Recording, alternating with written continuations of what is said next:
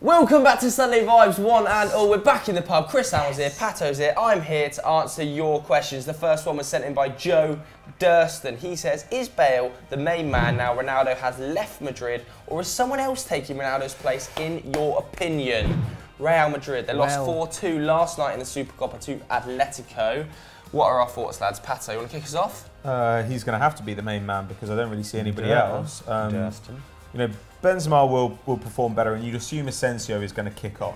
You know, he's 22 now, and you'd expect his production is going to go up. But when you think that he and Isco between them last season were scored 13 goals, Not good enough. It's not particularly exciting. On the other hand, they don't have to score the same number of goals, and their side's always going to create chances. Pretty much, there's almost not a player in that side who's incapable of creating chances. You know, their fullbacks are extremely productive. Yeah. Even Ramos and Varane from set pieces are very good.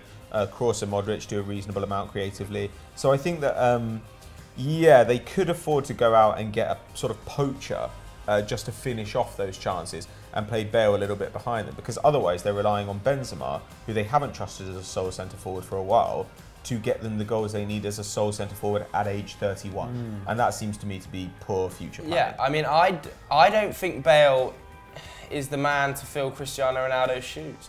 I think that he's got great output at Real Madrid statistically. I think last season he was averaging a goal every 113 minutes, something like that. But when you think about it, a lot of that is to do with substitute impact. I think Bale is at his best when he's running at players. And when he's running at players that have already played 60 minutes, I think defenders are tired, do not want to face Gareth Bale. That's why he's so productive. When he has to start the game, I wonder how many games he can complete a season with a full 90. I don't see him being able to play more than 30 full 90s a season. But I think we've said this before, haven't we? Real Madrid only scored 94 goals last season. That was their lowest in 10, 11 years or so. But they don't need to score 100 goals to win this league. What they need to do is have players ready to step in and fill Cristiano Ronaldo's boots for those big games. And I believe that Gareth Bale did do that on various occasions in the Champions League against Barcelona. So as long as he's doing it when the margins are finer, then great.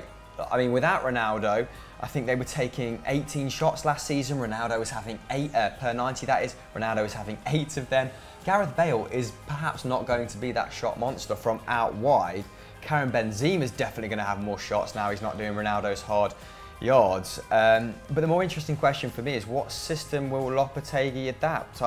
I imagine he'll go back with a 4-3-3, the system that served him so well throughout the Spanish pyramid. After sort of Zidane's 4-3-1-2 was pretty successful at the tail end of the start of last season, not necessarily the tail end. I guess they had a rough start as well, didn't they? But in various patches, I kind of inclined to agree with you boys in that Bale won't score 40 goals. But there's also a lot of creativity left in that side. I think there is, but I think that's just so much pressure on Isco and Asensio. I think we just looked at the stats a minute ago, right? And Isco's productivity in terms of goals and assists is actually not that great. Last season, other than Ronaldo, the only player in double figures in La Liga for Real Madrid was Bale, who got 16. You're then dropping down to sorts of Benzema, 4, like Asensio, 5 or 6. Benzema got 5, put some respect on his name. Mate. Like, I mean, that's just nowhere near good enough. Like, and if all of that was centered around getting Ronaldo as many chances as possible, him being immobile as possible. So now, who are they getting the chances for? Well, I imagine that Gareth Bale is always going to create himself a certain amount of chances per 90. I imagine that Karim Benzema is going to get more shots off from inside the box than he did when he was dropping deep for Cristiano Ronaldo. I imagine Asensio, his form is going to exponentially increase. I think we saw it kind of with Lopetegui's Spain during qualification, in that they don't need a prolific striker in order to be a prolific team. I think Morata and Isco were their top goal scorers with 5 during qualification, but they were still dispatching of Spain. They were still dispatching of Italy, of Germany with relative ease.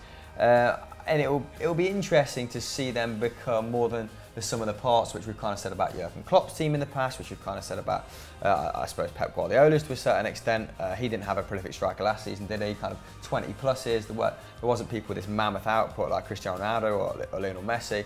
So I think they'll be fine. But saying that, Joseph, I also still think they'll finish third.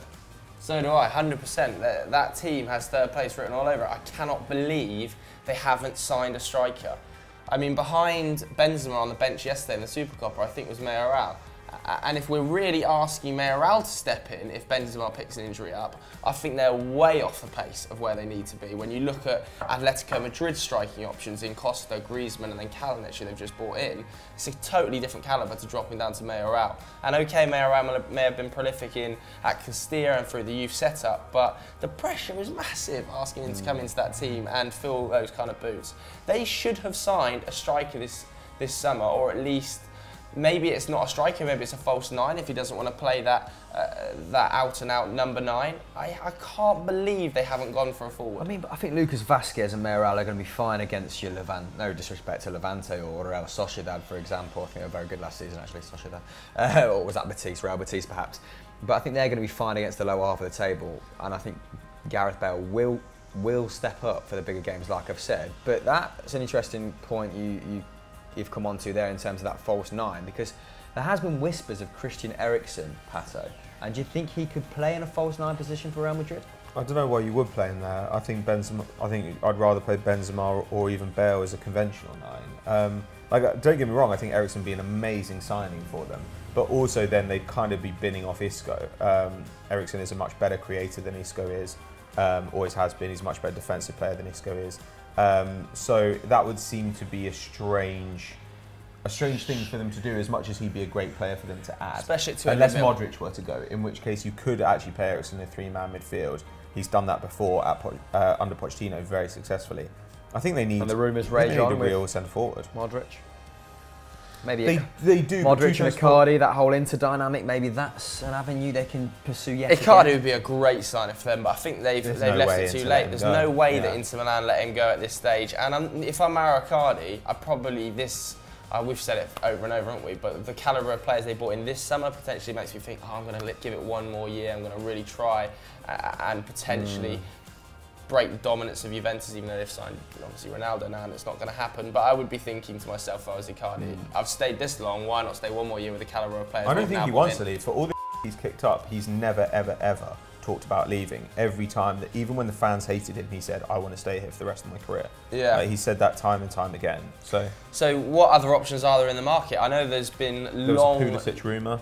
Pulisic would be an interesting one. Obviously, he can play on that left-hand side and would potentially start for me in that Real Madrid team. Yeah, I think so as well. Certainly over Vinicius. But at the same time, you think, is that a short-term fix or is it a long-term option? That seems a weird one. It doesn't address your argument of this is an awful lot of pressure to put on young shoulders if you bring Pulisic in and play him out wide. That's why I'm really surprised. This is a really short-term option, but it's been forever linked. I'm really surprised that Real Madrid didn't go for Lewandowski when they lost Ronaldo. Yeah. I'm surprised they didn't go for Aubameyang the year before. It's been linked for so long, Robert Lewandowski. The amount of times Lewandowski has hinted and flirted with Real Madrid over the last 3 years is ridiculous.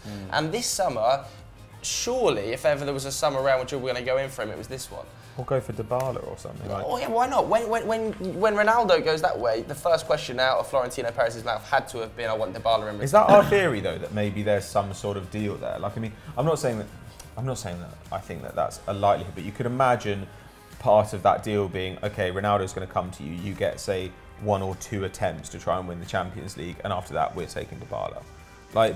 Because it just seems like they're making space in the squad at the moment, with Hernandez going out, with the possible sale of Modric, with Ronaldo going, but for what? For Vinicius and then for Rodrigo next year, who's also really young? I mean, they've clearly got buckets for loads of cash. They've had 200 million rumoured floating around for ages with Eden Hazard. Now that's been linked with Christian Eriksen. They spent 40 mil on Odriozola, who I like and played really well for Real Sociedad last season, but they already have the best right back in the league in Dani Carvajal. So that was a little bit puzzling, like you say, unless he has sort of different plans for Carvajal. I think, alarmingly for Real, and I'm not saying this is going to happen, but Valencia have strengthened really smartly, and Valencia ran them pretty close for 3/4 of the season last year. Talks of Gonzalo Guedes for £45 million. They're I think they're going to keep hold of Rodrigo now, despite Real Madrid being pretty interested in him. They've told Real Madrid that they'll have to pay his release clause should they want him, which is 100 mil. Now, I like Rodrigo, but I mean, his output was probably similar to Bales in a lot more minutes. Yeah, and I think he was overperforming. He was massively overperforming. Guedes was probably their most productive player in front of goal in terms of per 90. And who else have they signed? Andre Silva? Has he gone to? No, Andre Sevilla. So Batshuayi is Valencia. So they've strengthened pretty smart. Batshuayi is a nice signing. I really like that. That's a fun front line. Signed Kondogbia on a permanent as well. Yeah. So really like I'd have one eye on Marcelino's men as well. But yeah, so do I. But what do you guys think about Real Madrid season coming up? And can Gareth Bale take over Ronaldo's throne at Madrid? Something like that? Good question. Smashed it. Smashed it, really, haven't I? Boom. Leave a comment below. The next question was sent in by Made at Home. He says, in the modern game, is a director of football required? Ooh. Hamill? I guess a lot of this noise is coming off the back of Manchester United being linked with various directors of football so that Ed Woodward can move back to the commercial side of things, which is very clearly where his strengths lie. You've been linked with Paratici from Juventus, you've been linked with Edwin van der Sar, but he's of course CEO of Ajax, so I think that would be a step down for him. Paratici, it would be fantastic if you could get him, because Juventus have pretty much been the best run club since the whole Calciopoli scandal, since they were formed around 2010. I believe that's when he came in, turning massive profits on players that hoovered up in the domestic league, absolutely snapping up all the talent in a very Bayern Munich-like fashion, haven't they? I mean, at the time, people thought they overpaid for Dybala at 36 from Palermo. They're going to return a massive profit on him should they sell him, and he's been a great servant for the club so far. And just consistently killing title bids by signing players like Higuain. Is there any other? Yeah, Pjanic for 28 from Roma. I mean, there's an absolute litany of examples, and just buying players like Lamina, buying players like Zaza and turning a 10, 15 mil profit on them every time. They have just become the ones to watch when it comes to burning and churning out transfers in a very smart way. You know, also when bringing in Pogba and letting him go for huge money and using that to pay off the stadium. Bringing in, I suppose, selling Arturo Vidal when they did for 40 million euros. People thought they shouldn't have sold him, but they were proved right. Bringing in Pirlo on a free. Just, I could go on for days, gentlemen. You've also been linked with Monchi, which I'm not sure if he fits United. I actually watched a video by Stephen Howson, one of our YouTube friends, and he was saying that he'd like to see an ex-footballer like Evra or Cantona come in, because a director of football, for him at least, has to be a vanguard of the club's principles, has to be that connection, that conduit between the board and the manager, but ultimately always kind of put the club first, put the club's ethos at the forefront. And I think Monchi is much more business-minded in that sense. And would he particularly be bothered about, I don't know, about United's playing style? I'm not so sure. But first of all, what do you make of bringing in an ex-player as director of football? And second of all, what do you make of who's been linked with Manchester United? I think an ex-player is fine, as long as they've got massive experience as a director of football at an elite club, which I don't know whether that option exists in the market. I think if you're a director of football and you come into a club like Manchester United, you cannot just come in as your first job, as your first ever director of football job, as Manchester United's director of football. It is a huge undertaking. The club at the moment is a total mess behind the scenes. Really? There are so many problems behind the scenes. And I thought one of the benefits of United is that you don't need that extended scouting network that Monchi built at Sevilla, because it's already there. I actually agree. I don't think Monchi's the right fit for Manchester United. I think Monchi, like you say, is very good at identifying young, talented players to improve, not mid-table talent, but sort of 6th to 3rd. It's like clubs who are operating outside of the United. megabucks. Yeah, exactly. United are operating on like the megabucks, the ultimate megabucks.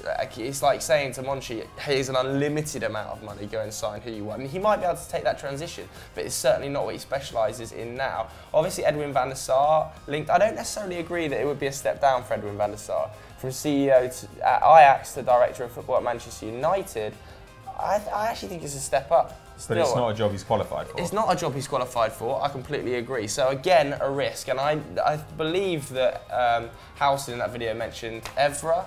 I think that'd be a horrible choice. No experience at boardroom level, no experience at staff level. But I think his the idea there was just to get a fan favourite in and to make sure that, I don't know, maybe the fans' needs and concerns are also absolutely pointless. They feel a bit disconnected from Mourinho. Mourinho's isolating himself. I think that's such nonsense, because this guy, okay, he has to be potentially he's also kicked a face of the fan. He also has to go and negotiate deals face to face, man to man, with other directors of football and members of staff. Imagine Patrice Evra walking in. Not that he's a laughing stock amongst the footballing community, but is he going to walk into a room and demand the respect to get £10 million off a transfer? Is he going to know how to negotiate a low budget? Is he going to? But then it comes back to the point you're making. It's mental. Do you need to have the best negotiation skills to be at Manchester United? To be the director of football? Partly.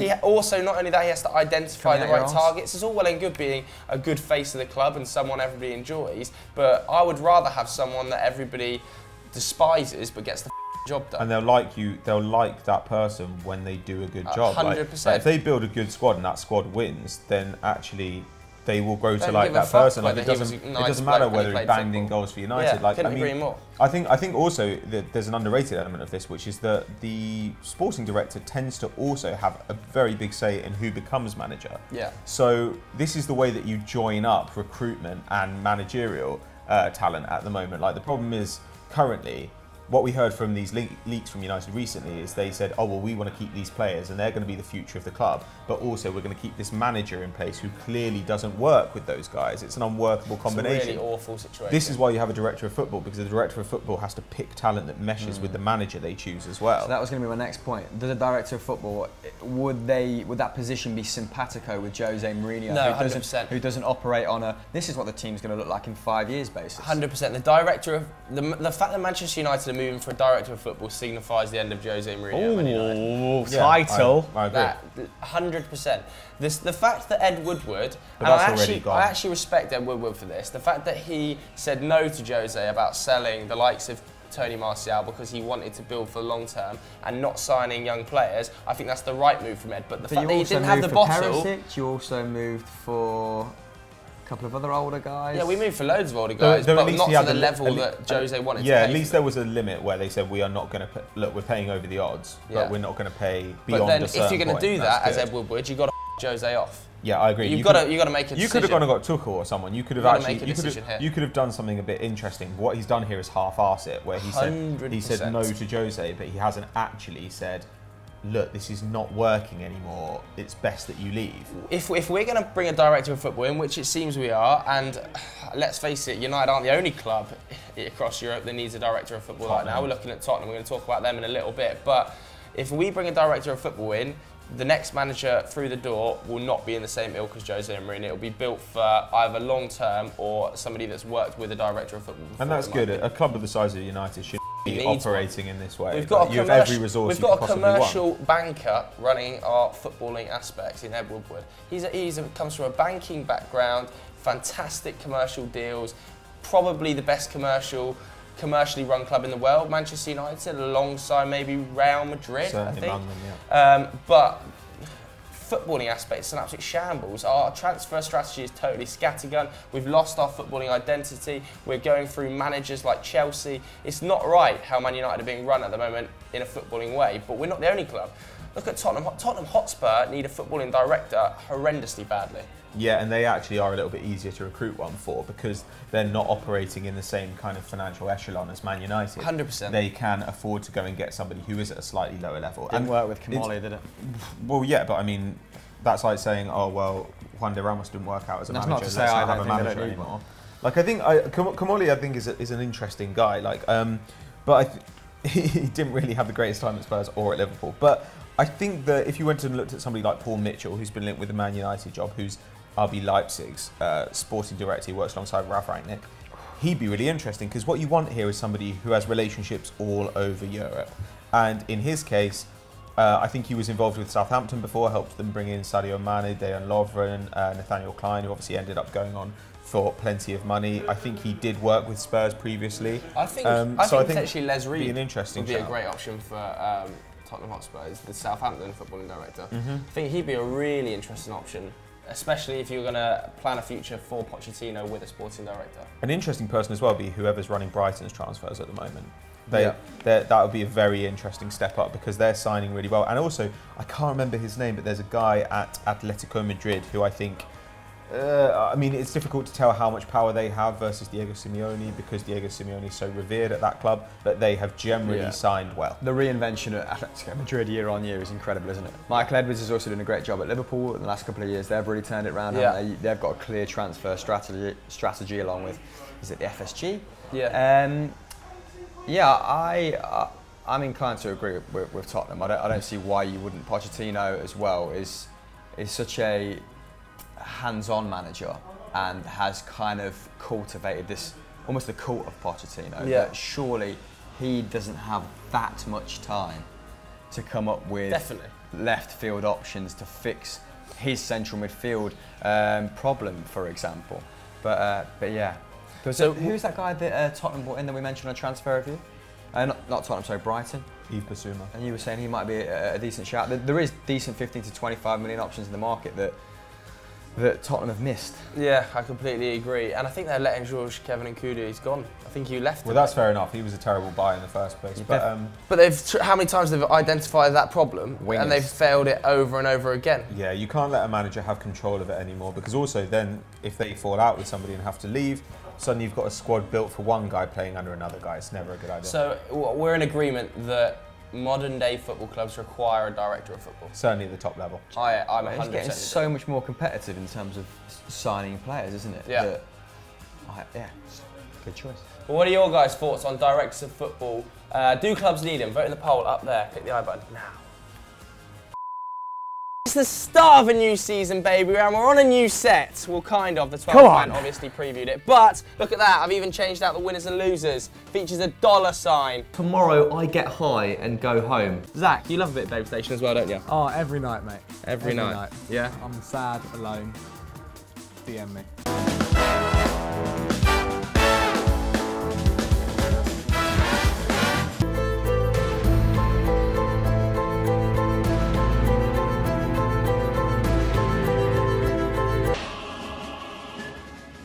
Hi, I'm James and welcome to the comment show. Quickfire questions time now. The first one was sent in by the Oli Juan013. He says, who is the best centre-back in the Premier League today and why, Hamill? Koulibaly. In the Premier League? Virgil van Dijk, probably. Why? Great distribution, magnificent in the air, and he's just a classy guy. Alderweireld, better reader of the game than Van Dijk and a better passer than Van Dijk. Not as athletic though, and his legs are shot to bits. Not quite as athletic, but when he's fully fit, he's vastly superior, I think. Yeah, I also think Toby Alderweireld is the best centre-back in the Premier League when he's fit. If you put them both out fully fit, I think Alderweireld, just a better reader of the game. What, Van Dijk? Yeah. I think Van Dijk's reading of the game is actually underrated, and he has to. I think the fact that he plays with such an attacking fullback means that he's doing a lot more covering than Toby Alderweireld in a back three. Really? I don't know. Well, Toby Alderweireld's played in about 4 as well. But I agree. He's also been a success. I don't know. They're both fantastic. Van Dijk's a very good player, and he's got 3-4 years to be Alderweireld's age and reach that level, I think. Right, let's. Hopefully that answers it. Next one, we're going to skip that one. Kian Unwin, do you think the Premier League clubs will regret not using VAR this season after its performance at the World Cup? I'm sure that somebody will get screwed out of a decision at one First point. weekend, we've already seen someone out of a decision in West Ham. Sadio Mane stood 4 yards offside in the official front. You know, I think it's an awful decision not having VAR. They had to have VAR. Yeah, I think you smashed it. I don't see any reason why it's not in the Premier League. It's being used in Serie A, right? Yeah, and it's been used in La Liga, I believe. There we go. But it just has to be used. It's so many poor decisions without it. I actually thought it made the World Cup really fun. I actually really enjoyed it when it went to VAR. Yeah, me too. And you were like, oh, is it going to happen? I would like to see that in the Premier League. Next one, Harry Hawkins. With Man City's documentary coming out this weekend, which other European team, past or present, would you like to see a documentary about and why? That's a great question. Wow. Great question. Past or present? Probably Barcelona is an interesting one because of all the political turmoil and the kind of infighting, I guess, in that club. You know, Laporte, and the subsequent 2 or 3 presidents of the club. I'd like to have seen the latter end of Pep's reign when he was getting burnt out. Bayern would be pretty boring, wouldn't it? Just efficient, just getting the job done, just seamless behind the scenes, apart from when the president went to Uli Hoeneß went to jail. Yeah. That might be quite interesting that year. Was Pep funny. there again? Basically just every club that Pep goes to. So, Van Straat? Atleti 13-14, that would be quite fun. Or the year that Juve were in Serie B. That would be really interesting. That would be interesting. Seeing Del Piero just turn out on some turf that, you know. But you know how they dealt with it. You know how they kind of like rebuilt the club from the ground up. I think that'd be interesting. Yeah, I actually would quite like to see the 3rd Champions League under Zidane, just to see whether he is as tactical and as brilliant as some people think, or whether he's just a great manager as other To hear people. the conversations that he had with Ronaldo, where like, just don't play as much. Yeah, I'd just love to see how he managed the team. That would be a really interesting one for me. And also Man United 2008 Champions League winning side with that front 3 of Tevez, Rooney, Ronaldo, when we should have definitely won a treble. But that team was amazing. I'd love to have seen what Fergie was doing in the change room. He was trying to G them up. Next one then, Jake Quasi. Due to the negative atmosphere surrounding the potential blunders at Man United, Spurs and Arsenal, all for different reasons, do you believe another club from outside the Big Six can get above them? If so, who and why? No one is breaking the top 6 hegemony. It's just a quick-fire question. way. The question should never be longer than that. It's absolutely ridiculous. No way, not happening. I've heard Wolves mentioned. It's utterly ridiculous. Wolves will do well to get top 10. You're hoping that Everton are going to be closer than they were last season. I think finishing on minus 14 goal difference and still comfortably finished 8th. Yeah. Leicester have added well, but now have lost Riyad Mahrez. I think Andre Silva. Andre Silva, is that right? The manager of Everton? Marco Silva. Andre Silva's a striker. He'd do well to manage them from Sevilla, wouldn't he? Marco Silva is going to... He's addressed what needed addressing at Everton, hasn't he? The centre-back issue. Phil Jagielka's about 46 now. Yeah. He's brought in 2 new centre-backs. He needs to bed them in. Be interested to see how Andre Gomez fares. So I think they could come knocking on the door of 6th, maybe. That's generous.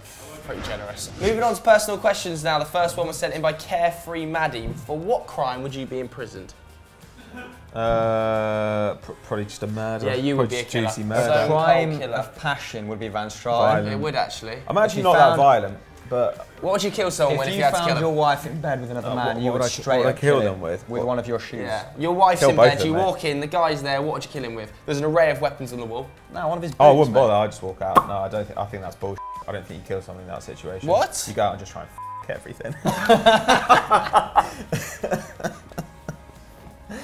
I don't know. Probably just someone get in front of me in the tube and just do a violent murder. Just push you in front of the tube. To get you to that level of anger, it'd have to be something that you cared about. So I don't really know what that would be. But clearly with me, like, anger's normally quite close to the surface, and I'm quite emotional, so it'd probably be that. Yeah. Hamill? Fraud. Expenses claimant. Fraud. Already a fraud of one kind. Straight up. Fraudster of another.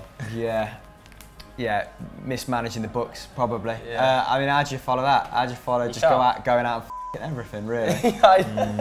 So, I think mine would be like reckless endangerment. Yeah, yours would be something like ridiculous. Like, I would have driven like a quad bike off a cliff and landed on someone or something like that. Do you know what I mean? Like, yeah. Something like I kicked a pebble off a cliff and it's hit someone that hadn't killed him, and it's like reckless. You dropped a battery off the Eiffel Tower. You're exactly that reckless bloke who's just like, oh, I just threw a rock off the Eiffel Tower. Yeah, oh, it's hit someone, killed him. Oh my god. Oh my god. How did you go then? Paolo Pax 11 as the next one. Who is the most underrated member of FDFC? By the way, there is a new does that still exist? Yes, it is coming back. 7-a-side team. New videos coming soon. 2 new weekly strands from about 2 weeks onwards, so keep your eyes peeled for that. Yeah, Danny Papa, you will see. You will see Kylian Mbappe. Kylian Mbappe is massively underrated. He's like, I don't know how he comes out with the ball. It's like the ball is a magnet to his limbs. He will win the ball with one of his limbs. Very more tenacious. often not his foot. Yeah, Danny Mbappe, Kylian Mbappe for me is the most underrated. Yeah. Next one, Dante Freem says, if you could spend a day with any person throughout history, who would it be and what would you do? Wow. It's the final question of the day, so let's make the answer Wow. short. I mean, I'm already spending the day with Tuesday and it's a birthday, Oh, so Tuesday's birthday. wish Tuesday today. happy birthday in the comments Hashtag below. happy birthday Tuesday. Do you try and learn something, or maybe you try and solve a mystery? You know, like wouldn't it be fascinating to spend the day with like Sherlock Holmes? with like Mary Kelly, who was the last Have person you to been be killed by watching Jack the Evil Ripper? Genius on Figure out who he Netflix? is, send him down. Yeah, what I it have is? watched No. Evil Or Genius. The Alienist, both good. Yeah. Well, this is a really hard You know, like the Zodiac. Anyone It'd be good if you could solve like the throughout Zodiac history? killer murders. Zeus. What if you could spend the day Not- with the not a Zodiac historical killer and they'd be bloke. like, it's you. Yeah. They'd be like, you get up in the morning with him and you'd be like, unbelievable. Julius. Mate, you are so good. You turn around in the shower and you'd just be like, unbelievable. Knock on the door. Julius Caesar. Disgrace. That'd be fascinating. Julius That'd be Caesar. absolutely fascinating. Balling round Rome, just going, absolutely kill not. him. I would have Kill him. What I would have expected. Kill him. you to That's say. not how it worked. Well, it was. It would be with me, Alexander though. the Great would be interesting. Kill him. Kill him. I think Alexander the Great was like one of those guys who like he was literally taught from an early age like that he was going to be like one of the great heroes, like Achilles in like in the Iliad. So like imagine hanging out with somebody like that, where he genuinely Confidence on believes that fleek. he's like fated to be the greatest human in We history. do already. It'd be It's fascinating. It's Chris Hamill. He sat to your right, man. It's a scumbag. Isn't it? Right, so there we have it. That's our answer to who we would hang out with for a day. But who would you hang out with? Killer. Let us know in the comments below. Love that. That's such a good question. Probably deserved a longer answer. Yeah, I'd yeah, love well. to send that. Thanks, fucking down. Dante. So that's it for this episode of Sunday Vibes. Hamill, what else can people check out on the Football Daily Network this weekend?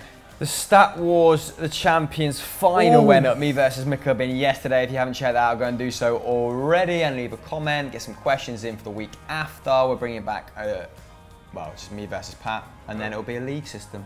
Ooh. Big reveal. Probably got to do it now. That's it. And the 12th man, go and watch that as well with Football Statman Social. Dave filling in for me, and the Football Social. Yeah. That If was you've on not yesterday. signed up to our league yet, what are you Piv. doing? Because there's absolutely banging season-long prizes to be Pin won. is here. Why are you just wanking pal? I don't know why I did that. I'm already regretting it. Bye.